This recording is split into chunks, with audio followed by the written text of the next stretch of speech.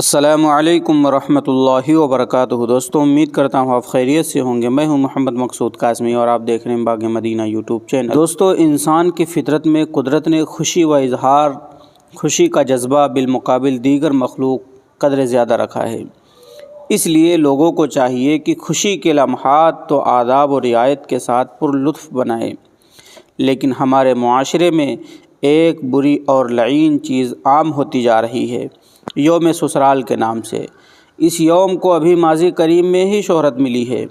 ہوتا یہ ہے کہ عام طور سے عید کے دوسرے دن تقریباً تمام لوگ اپنے اعزاء و اقارب کے گھر عید کی خوشیاں بانٹنے جاتے ہیں، لیکن اسے خاص شادی شدہ حضرات کے نام سے شیئر کیا جاتا ہے، اور واٹس ایپ اسٹیٹس سے لے کر فیس بک، انسٹاگرام، ٹویٹر وغیرہ سوشل میڈیا پلیٹ فارم پر کئی تصویریں جس میں ایک ہی بائک پر کئی لوگ مثلاً شوہر بیوی اور ان کے کئی بچوں کو دکھایا جاتا ہے۔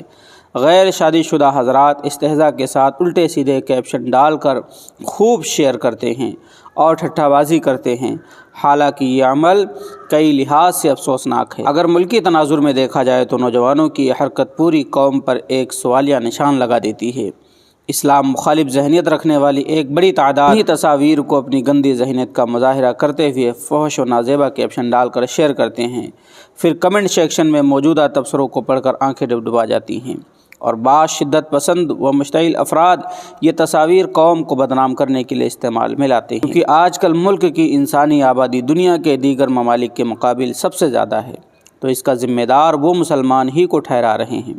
تو ایسے خطرناک ماحول میں ہماری قوم کے نوجوانوں کا اس طرح کی تصاویر شیئر کرنا خود اپنے پاؤں پر کلہاڑی مارنے کے مترادف ہے۔ ہمیں یوم سسرال کے نام سے منائی جا رہی اس فکر سے کوئی اعتراض نہیں، مگر اس کے برآمدہ نتائج سے دل غمگین ہو رہا ہے۔ اس لیے ہم اپنے نوجوانوں سے درخواست کرتے ہیں کہ براہ کرم اس جدید ترقی یافتہ دور میں ہم کیوں اپنا قیمتی وقت فضولیات میں ضائع کر رہے ہیں؟ جب آپ خود ہی یوم سسرال کے نام پر اپنی ہی قوم کا استہزاء کرتے ہیں تو باقی مذاہب و مسالک کے حماقت و مضحکہ خیزی پر ہم انہیں طعن و تشنیع کا نشانہ کیوں بناتے ہیں؟